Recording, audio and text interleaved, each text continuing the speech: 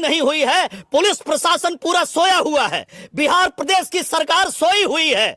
बिहार प्रदेश में नीतीश कुमार जी, आपका कानून, आपका लॉ ऑर्डर पूरा फेल है। हम बहुजन समाज पार्टी के लोग माननीय बहन कुमारी मायावती जी का निर्देश प्राप्त है हमें कि जहां पर एट्रोसिटीज की घटनाएं हो, कोई हत्या हो, कोई बलात्कार हो, बहन बेटियों की इज्जत लूटी जाती हो, कोई हमारे दलित समाज की हत्या होती हो, वहां बीएसपी का प्रतिनिधिमंडल जाएगा। आज हम यहां पर चल करके आए हैं। मेरे साथ बीएसपी के प्रदेश अध्यक्ष शंकर महतो जी हैं, मेरे साथ पार्टी पुत्र मजबूत विपक्ष दिया बिहार की जनता ने।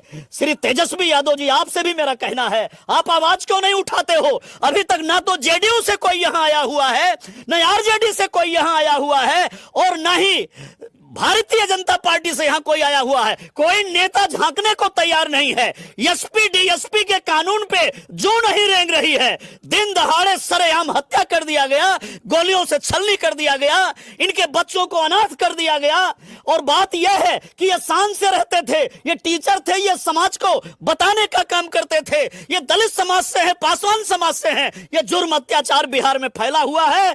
मैं इस मौके पर मात्र इसी घटना की चर्चा नहीं करना चाहूंगा।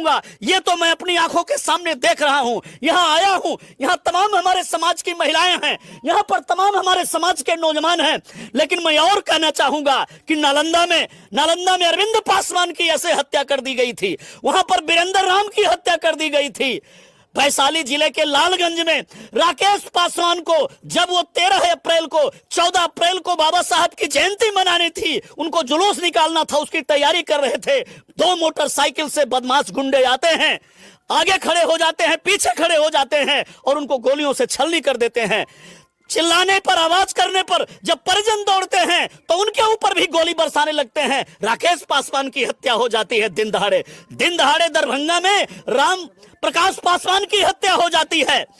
पीटते पीटते मार दिया जाता है, सड़सी से उनके नाखून निकाल लेते हैं, उनकी आंख को जिंदा रहते हुए फोड़ देते हैं, और मरते समय जब वो चीखते हैं, पानी मांगते हैं, तो उनको पेशाब पिलाने का काम किया जाता है। नीतीश कुमार जी, ये आपने कैसी सरकार बनाई हुई है?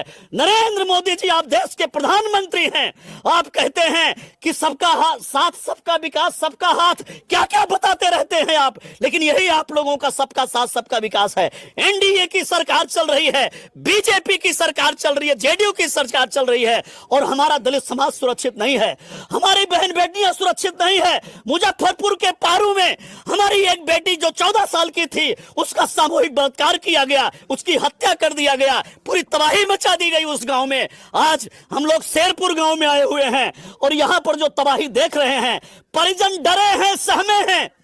यहां पर कोई पुलिस फोर्स नहीं है, उनके बेटे से